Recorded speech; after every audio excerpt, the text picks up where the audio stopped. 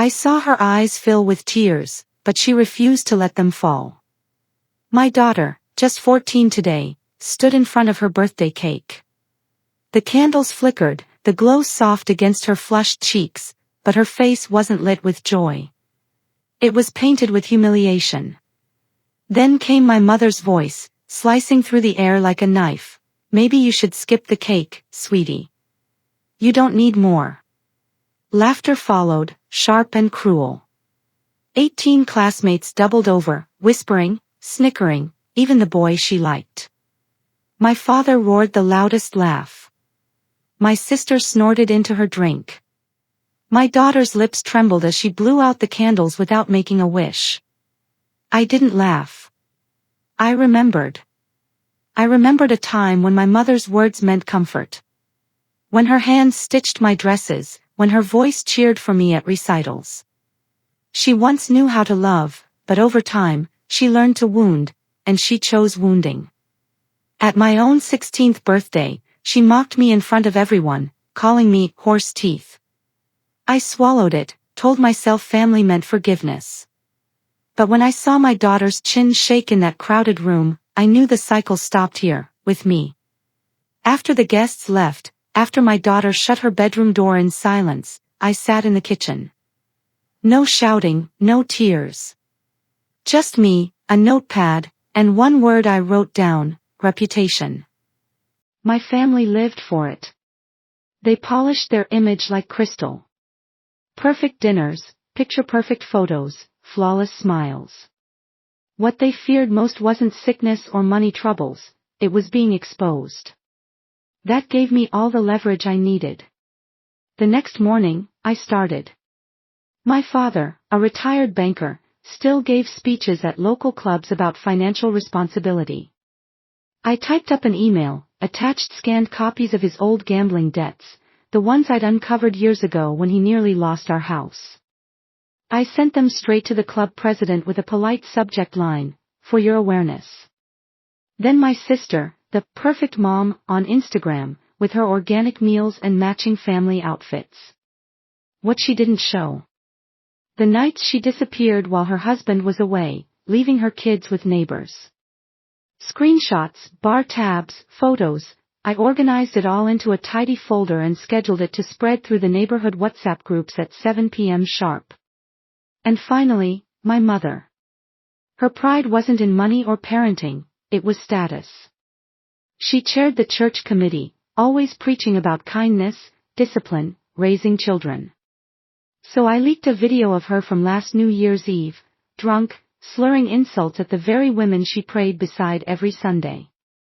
I sent the anonymous link to every single committee member. I didn't stop there. I ordered 3 cakes, each one frosted with their new titles. For my father, Master of Debt. For my sister, Absent Mom of the Year. For my mother, Queen of Cruelty. I had them delivered to their workplaces. By noon, panic had set in. My phone buzzed non-stop. My sister was frantic, why are these pictures everywhere? Who hates me this much? My father's voice hissed, do you know what you've done? My reputation's ruined. And my mother, silence at first, then a broken voice, someone's trying to destroy us. I let them stew in it.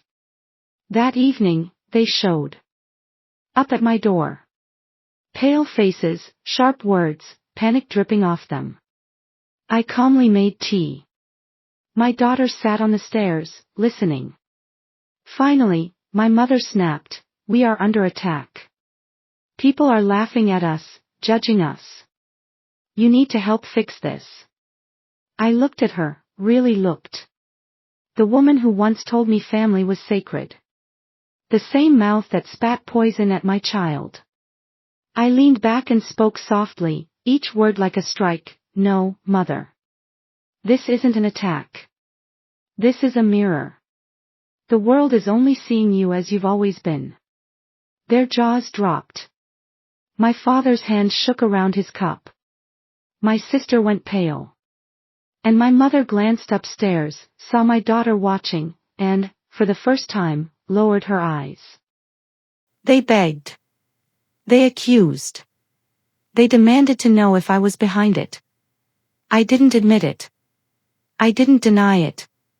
I only said, "Funny, isn't it? How humiliation feels when it's your turn." The silence that followed was sweeter than any victory I'd imagined. Later that night, I knocked on my daughter's door. She was curled under her blanket, headphones on. I sat beside her and whispered, "No one will ever laugh at you again. Not while I'm here." She looked at me, confusion flickering in her eyes, but also something else. Relief. Trust. By morning, the fallout was everywhere. My father's lectures were cancelled. My sister was kicked out of the PTA. My mother was stripped of her committee role. The polished names they'd guarded so fiercely were now punchlines. And me? I carried on. Made lunches, paid bills, tucked my daughter in with quiet stories at night. I stayed steady. Untouched. People think revenge is fire, loud, messy, consuming. They're wrong. Revenge is ice. Cold. Silent. Exact. And that night, when my daughter finally smiled again, truly smiled, I knew I had done what every parent should. I had protected her.